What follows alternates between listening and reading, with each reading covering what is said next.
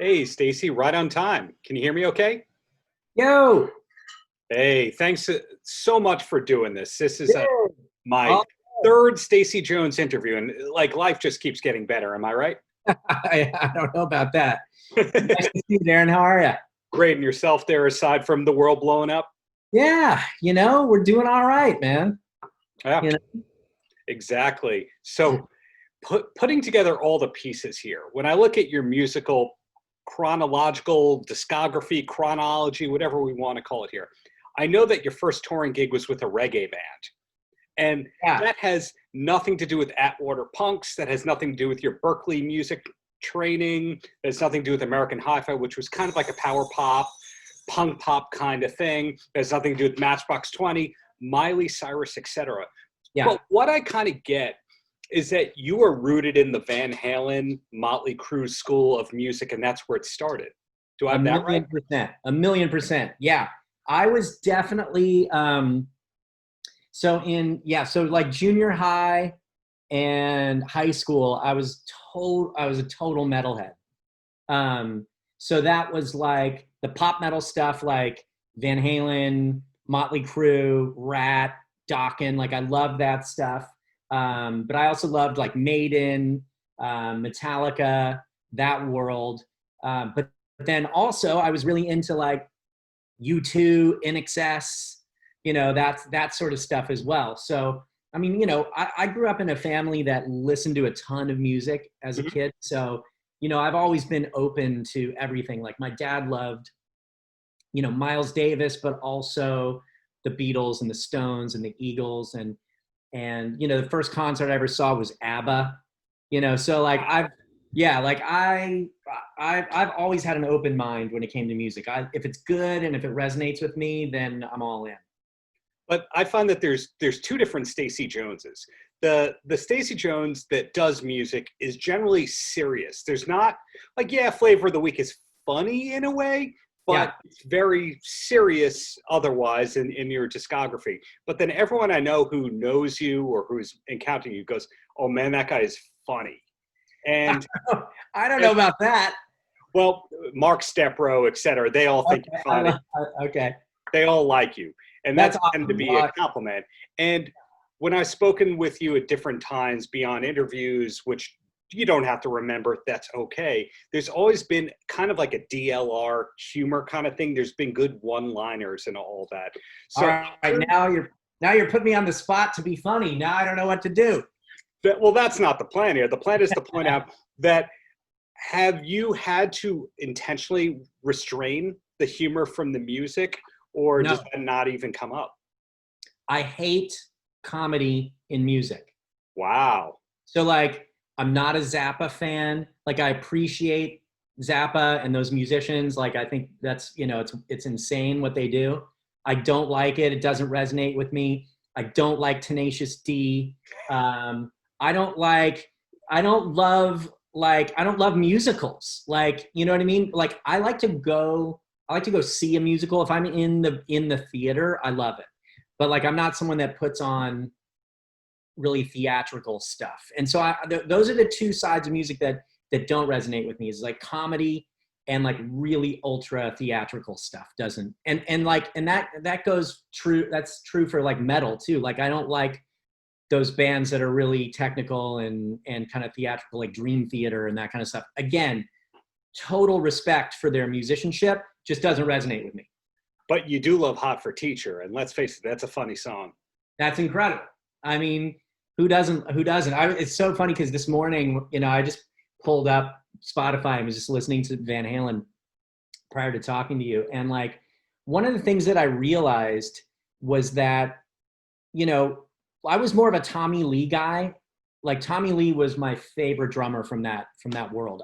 There was something about his playing that like really again resonated with me and spoke to me. I love his power.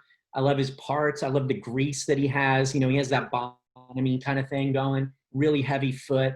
Um, but Alex is one of those drummers that I always admired and loved. And like one of the things that you can say about Alex is like, as soon as you hear that snare drum, it's him, you know? And so for a drummer to be able to like have a sound that is like identifiable within the first 4 bars, you know, of the song is pretty remarkable. You know, that's not everybody gets to do that. And it's interesting, like as I was listening through to some of this stuff, one of the reasons I think I gravitated more towards Tommy when I was a kid was also I understood him more. Like there's so many things that Van Halen does rhythmically. Like one of the things I think I just discovered is like they do every pre-chorus, not every, but lots of their pre-choruses leading into the chorus, Alex does this weird beat displacement shit, and it stays in 4/4. But like, you know, if like you listen to like Panama or I think Unchained, they do it. Even Jump, I think he does a small little thing, but he always does these little things in the pre-chorus where you kind of like, you're like, wait, what's going on? And then the chorus lands and he just lays it in there. And it's like incredible. It's that like release, you know, it's like that tension and release, right? And I think that's so incredible. And as a kid, a lot of times I didn't know what the fuck they were doing. You know what I mean? And I didn't like take the time to like slow the record down and learn everything note for note because I was too lazy, quite frankly. So I was just kind of like shout at the devil. I could, you know, yeah. I could just bang away with my headphones on and not have to think about it quite as much. One of the things that David Lee Roth has started to say a lot in the past few years is that Van Halen put the rumba in rock and roll. And yeah, he usually says that when he's playing Jamie's Crying. And I was thinking about that, and it's true, but do you think that they noticed it at the time? Or do you think he just heard it 1,000 times and went, that is kind of different? Yeah, I don't know. That's a great question. I mean, you know, as somebody that's been in a band and been a musician my whole life, like I kind of know what it's like when you're in the room with other guys, like crafting a song, you know? And so are those moments intentional where they're like, hey, in this pre-chorus, let's fuck them up going into the chorus. Like, let's get weird, you know? Like, did they make that? Was that a conscious decision, or was it just like what happened? Like Eddie started playing this thing and Alex just went with it. You know, the two of them rhythmically is such an interesting and totally unique thing in music, you know? Yeah. And I think like them being brothers probably has a lot to do with it. And they both just like, I mean, two guys that just completely carved out their own, you know, niche, which I think is incredible, you know? Well, an interesting thing to me about your career is a lot of the people that have been referenced or related to stuff we've referenced, you've worked with. I don't know if it's true. You could just like give me a nod if it's not true that you played on that Motley Crue compilation in 04 or 05, or you somehow contributed to that. Okay. I wrote a song with Nicky for the Red, White, and Crue box set. Okay. And what happened was, I think, so Bob Rock was producing a couple of new songs, and Bob Rock had just done the first American Hi-Fi record. Yes. And I think Nicky and Bob were hanging out, and Bob was playing him some of the Hi-Fi record, and Nicky was like, oh, this is cool, you know? And Bob was like, you should call Stacy to write a song. So I get a phone call from Nicky Sixx, like out of the blue. And I was like, is this real? Like, what's happening right now?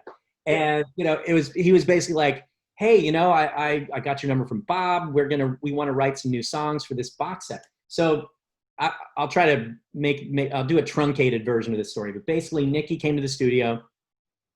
We spent a couple, you know, 2 or 3 sessions writing this song, and we demoed it. And so Nicky came to my studio and demoed it. I played drums. Jamie from Hi-Fi played guitar. Nicky played bass.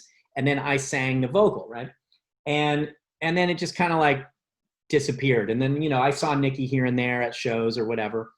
And then one day we were in the studio, actually. I think Hi-Fi was in the studio at Sunset Sound, might have been when we were making our second album, or maybe we were doing a one-off thing. But again, phone rings, it's Nicky. And he's like, hey, we're recording that song today and Vince is not around. Can you come sing the vocal while Tommy and I cut basics, you know, for the song? We need like a guide vocal, you know? So I was like, hell yeah. So Jamie actually came with it. He's like, I'm going with you, dude. So So we went down to Cello or whatever, wherever it was. And so Tommy and Nikki were there. DJ Ashba was playing guitar because Mick had just had like a hip surgery or something. So I stood in the vocal booth while they recorded this song. And like, it was incredible. So I got to sing with them. And then at one point, Tommy stopped and he's like, hey, Bob. He's like, I keep fucking up going into the bridge. He's like, can you play the demo back? He's like, I want to learn that fill that Stace played going into the bridge. And I was just like, like my head exploded. First of all, he called me Stace. Secondly, here's Tommy Lee learning one of my drum parts, you know, when I like have made a career from learning his. Yeah. You know? So anyway, so the song ended up on the box set, except it didn't make it on the US pressing because they didn't like the mix. So they had to remix it. And then it went on the box set for like the worldwide version. So it's kind of like an exclusive track out there. That definitely confuses a music publisher with your contract fulfillment deal for MDRC to get really nerdy on you. But, but Bob Rock, who we've now said the name of 12 times, you've played on 2 or 3 different albums that he's produced, but he produced Dave's 1991 album, A Little Ain't Enough. Did you ever press him for a Dave Lee Roth story or two? I didn't even know that he produced that. Oh. I'm going to have to go back and listen to that now.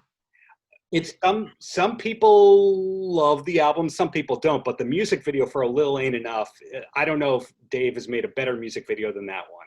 I can't remember. I'm going to have to, I'll go look at it after. It's, you know, it's funny, all the records that Bob has done that like people, like I didn't know. Well, the first time I went to his studio, he has a loft in his studio. And so I went up in the loft and there's like all these guitars and stuff. And there's literally like not 100, there's probably 50 gold and platinum plaques, you know, records. They're on the ground. They're dusty. The glass is cracked. They're like, you know, one of them, like the record was like, had the gold record had like peeled back, you know, from the inside. You know what I mean? They were just like in disarray. And I was just like, how many fucking albums have you made in your life? Like, it's incredible. All this stuff that, you know, you don't necessarily know. And they're huge albums, you know? People know him for Metallica, Motley Crue, Bon Jovi did a little bit. But like, you know, Bob also has had some huge hits with Michael Bublé.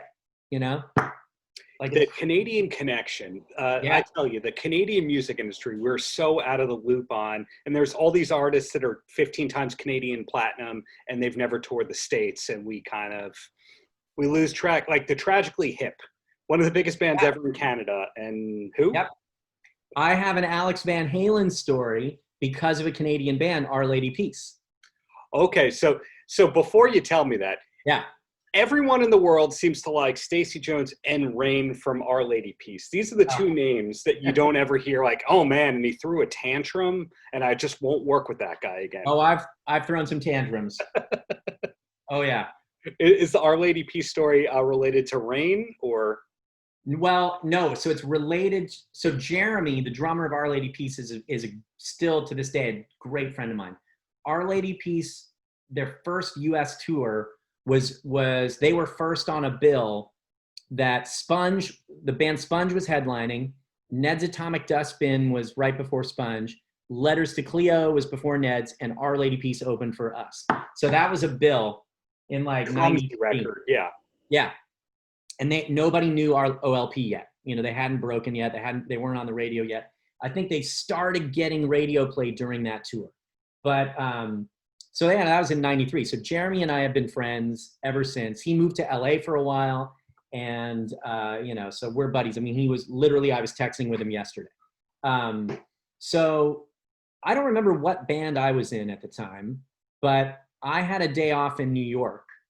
And Our Lady Peace was opening for Van Halen at Jones Beach. So Jeremy hit me up and was like, hey, do you want to come to the show? And I was like, fuck yeah, of course I do. And I had never seen Van Halen prior to that.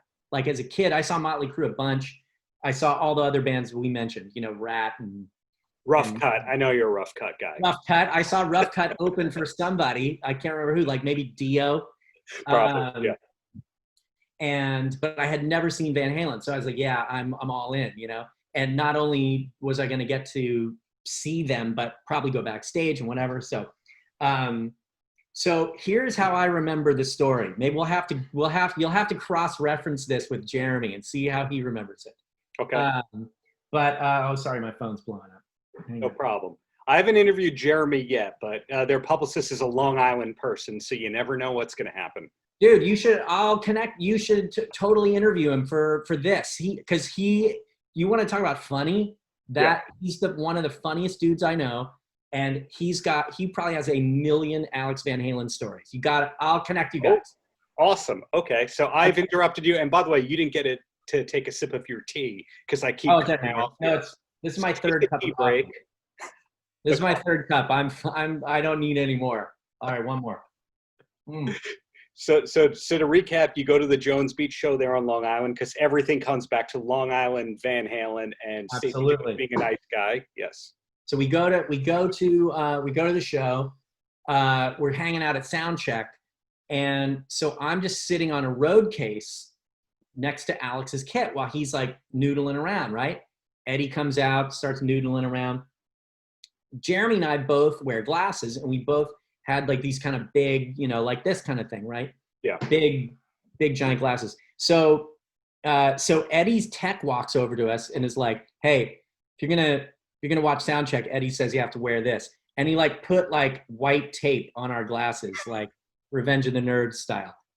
And so I was like, all right, they're already fucking with me already. I've only been here for 5 minutes. Yeah. So anyway, they could have been like nicer dudes, and like they were sound checking. DLR never. I don't think he came out. Actually, wait, this would have been Sammy, right? If it's 93, it's Sammy. This would have been Sammy. So Sammy didn't come out. It was just the band.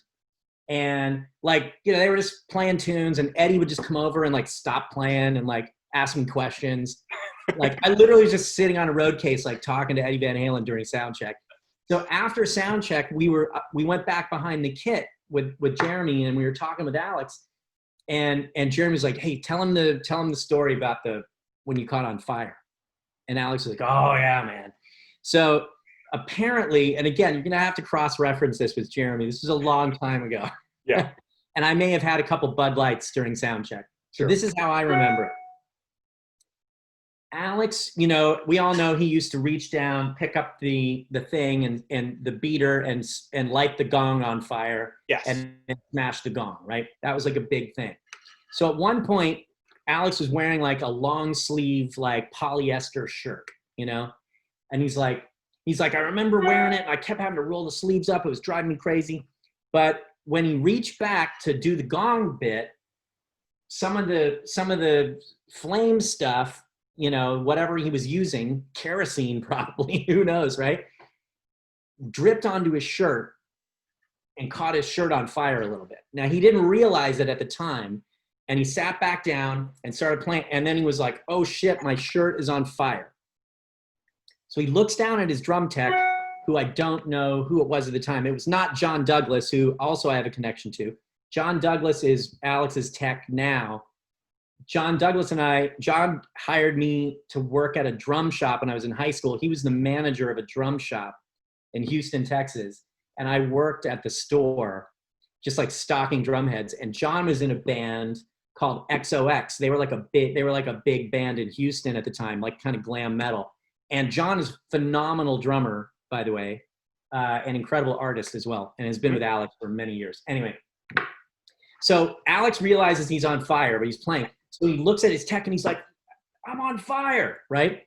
And what I remember is the tech was like doing a bong hit or something, and like looked up at him and was like, "Looks great, man!" Like this kind of vibe, right?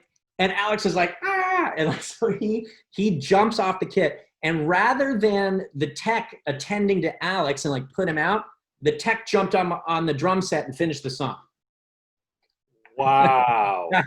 That's how I remember that story. That was on the 93-ish tour? He told me the story then. The story happened like many, many years ago. Well, every time you kept saying that he was on fire, I'm thinking of the Van Halen song, "I'm on Fire."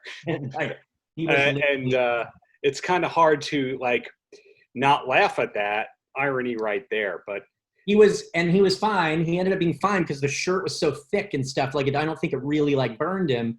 And I just think it's hilarious that the tech was like, "Oh shit, I better get on the kit." rather than like put the fire out. Well, that leads me to another question. I'm just guessing. One of my big obsessions is the hidden offstage players in different classic metal bands. You know, Ozzy's had them, Kiss has had them. Yeah. U2, it's known they have a dude that's been on off stage or below the stage for 30 years. It's kind of the norm with that kind of stuff. And I remember reading that Eddie Van Halen had a keyboard player on the side of the stage who I think was his guitar tech.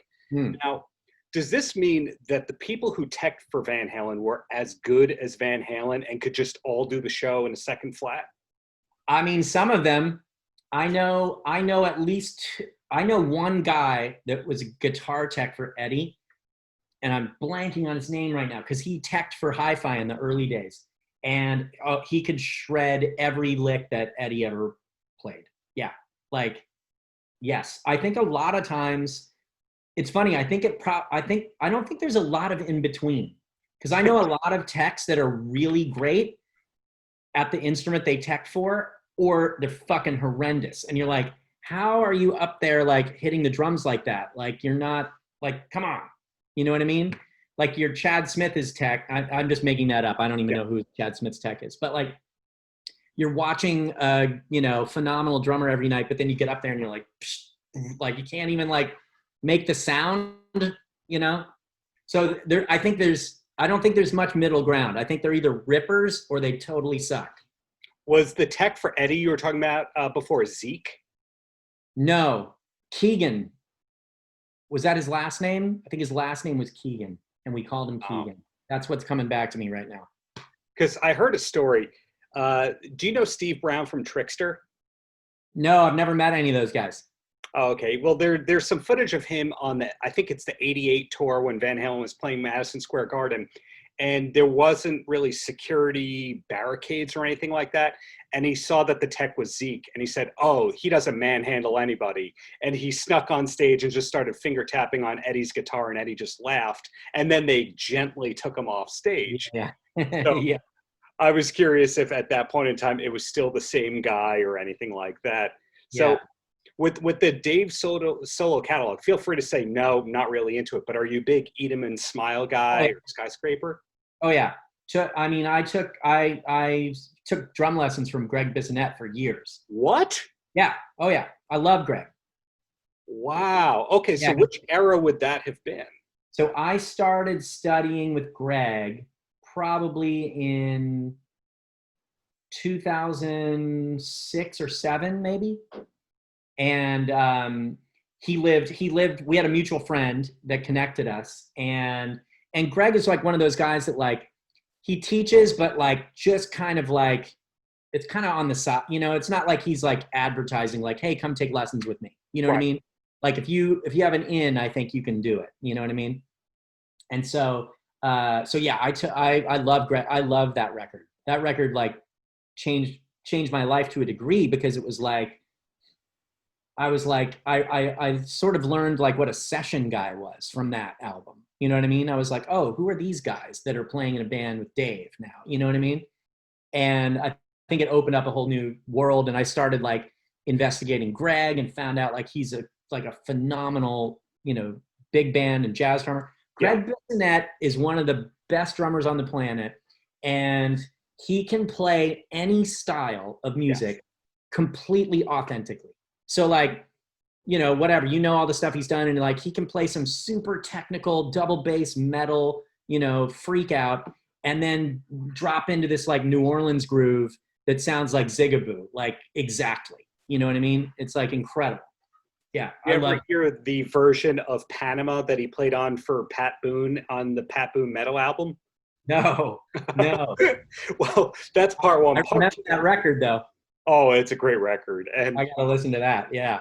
And if you like Eat 'em and Smile, have you ever listened to that album in Spanish? The Spanish version, Sonrisa Salvaje? No, I know that existed as well. I didn't listen to it.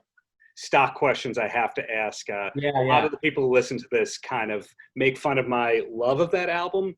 But I was asking Michael Sweet from Stryper earlier today about, like, do you plan on recording an album in Spanish? Hey, hold on. You were talking with Michael Sweet earlier today? You were interview number 3 of 4 today. I'm a little bit of an over interviewer. I love Striper. Striper was like one of the shows again that like they were so good. I caught a Bible at the show. I remember I caught a Bible and then I brought it home and I'm not a religious person, whatever, but I brought it home and I had a waterbed at the time, and waterbeds had these little like cubbies, at the back that you could put stuff in. So I remember I put the Bible there with 2 Striper cassettes on top of it as a display. That was what I had. Yeah. I don't blame you. When you go down the list of, I hate saying hair metal, but the hair metal bands that are actually really legit bands that you don't lump in with the others that are legit good, you can still listen to. I say you got Striper, Rat, White Lion, Dokken. Yep. There's kind of 6 of them, and Striper's one of them. Totally agree. And I'm Jewish. I don't even. Totally agree. I love Striper. Love Robert Sweet. Great drummer. Yeah. So I was asking him if he ever had plans to record an album in Spanish, based on some Risa Salvaje, and surprisingly he said, "Oh yeah, actually I do. I want to do that." That's Did awesome. they ever make you record hi-fi stuff in another language? We never did. No. It would have been so hard for me to do. I spoke a little French when I was a kid, so maybe I could have pulled that off. But I think it's awesome that people can do that. That's incredible. Got it. So steering things a little bit away, did I read correctly that you develop apps or technology related stuff, Hi-Fi Labs? Hi-Fi Labs is a company, that I just co-founded this year. And it's a really cool company. It's something that had sort of been in the works for a couple of years. And, we were lucky enough to fund it right at the beginning of the year. And so it's basically a company that we're focused on 2 things. One is true artist development. So being able to work with musicians that, major labels, things that major labels used to do 30 years ago. Now I think there's a big trend in the industry that's if you don't have, 500,000 followers on Instagram or you're not blowing up on TikTok, then labels aren't interested, right? And so Hi-Fi Labs was created to be able to find those musicians that are making incredible music, maybe in their bedroom in Toledo, Ohio, and they have they don't have any friends or family that are in the business. And so that's why we made this, why we started this company, was to be able to find those artists and then develop them, invest in them, and, watch their careers, flourish, quite frankly.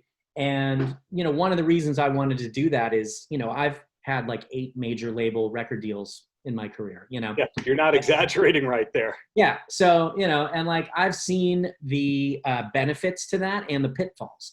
And so I wanted to kind of bring some of that experience into this company and give that back to some other artists. And we have an incredible team that we built out and are signing our first artist as we speak, actually. Wow, that's great. Yeah. In not giving anything away, but you're skewing towards younger artists that haven't had deals, or would you guys be open to label services kinds of things where people who survived the majors? Yep. So we're not doing any label services. So directly, we're not a management company. We're not a label. We're not an agency. We're sort of a creative think tank and an A&R resource, I guess. But we do wear those hats also, so we do have project managers and we do have people to do A&R, but we also have an in-house, software developer, an engineer, so that if, we just built, I don't know if I can say this, probably, I don't know if I can say, maybe I can. Anyway, we've worked with a couple of really big artists just recently and one big company recently. And we literally, to your point, we built them the technology so that they can own it, and the artist can own that technology and own that platform. So it's really cool. Yeah, so there's 2 sides to the company. There's the artist development side, and then there's this side that is we're just a one-stop shop creative think tank. So if you have an idea, some way that you want to try to break through the noise, we want to be someone that can help you, facilitate that. And to be clear, that software is not David Lee Roth's visual comic book that came out 3 weeks ago. That is not. I wish it was. No. There you go. So recapping everything. Yeah. The Van Halen world is not too far cut off from you because of Bob Rock and sharing some texts over the years. Van Halen was an influential band. You love Eat 'Em and Smile. You had a good story of Alex Van Halen lighting himself on fire accidentally. And that was the first time you'd seen Van Halen, like 1993 or so. You like Stryper. You still like Rough Cut. Is there any Van Halen territory? And this is the last thing I'll ask, being mindful of your time here. A lot of the interviews I've done recently with, say, Desmond Child or Butch Vig, it seems like everybody was reached out to by Van Halen for some reason, like, hey, we're thinking of using outside songwriters, we're thinking of using outside musicians, etc. Was there ever a point when you were at your hottest in the mainstream sense that somebody from Van Halen nearly reached out to you? Nope, never had any contact with anyone from Van Halen. Yeah. I didn't mean to put you on the spot there, but oh no, not at all, not at all. It seems like, though, that they reached out to a lot of people, and it's only after Eddie passed that all these stories started coming out. Yeah. I mean, honestly, I wouldn't have been able to add any value to anything Van Halen was doing. Like it's like, to me, it's such a perfect. I mean, and I love 5150. I love the Hagar stuff too. Mm-hmm. I just think that they're one of those bands that, yeah, like if they called me and said, hey, we want you to do something, I would be too scared to do it. Like, I don't think I wouldn't want to walk into that, And it doesn't sound to me like there's a lot of bands that you'd feel that way about. Like if Kiss called, you could do something, right? Sure. Oh yeah. Yeah. Yes. No, I'm not scared of Kiss. No, I think, but yeah, Van Halen. I mean, like I said, they were just some of the rhythms and the technical stuff they did was just so, beyond what my brain does naturally, that I just don't think I could ever add any value there. Well, like Howard Stern says, you've said it all, you've done it all. Yeah, that kind of thing. Thank you, Stacy. Thank you for all this insight and years of knowledge and pulling. And great to see Hi-Fi Labs is fighting the good fight for musicians. Thank you. Yeah, I mean, pleasure to see you, Darren. Always happy to chat. Paltrocast.